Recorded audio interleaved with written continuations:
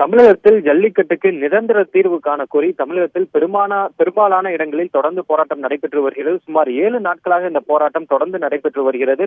இந்நிலையில் இன்று காலை ஒரு சில இடங்களில் ஒரு சில அசம்பாவிதங்கள் ஏற்பட்டன. குறிப்பாக மெரினாவில் அந்த போராட்டக்காரர்களை அப்புறப்படுத்துவதற்காக ஒரு சிறு தடியடியும், அதே போல சில இடங்களில் கல்வீச்சுகளும், அதே போல தீ வைப்பு சம்பவங்களும் நடந்தன.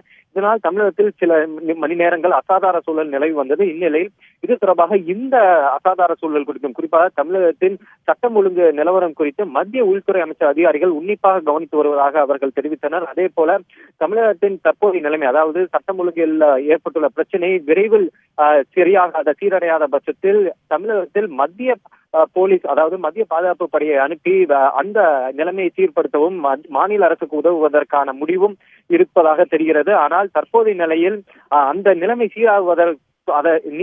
சீராகுவதை உடனடியாக உன்னிப்பாக மத்திய உள்துறை அமைச்சர் அதிகாரிகள் உன்னிப்பாக பார்த்து வருகிறார்கள். நிலைமை சீரடையாத பட்சத்தில் மத்திய உள்துறை அமைச்சர் அதிகாரிகள் மத்திய பாதுகாப்பு படையை அனுப்பவும் தயாராக இருப்பதாகவே அந்த அதிகாரிகள் நமக்கு தெரிவித்தனர்.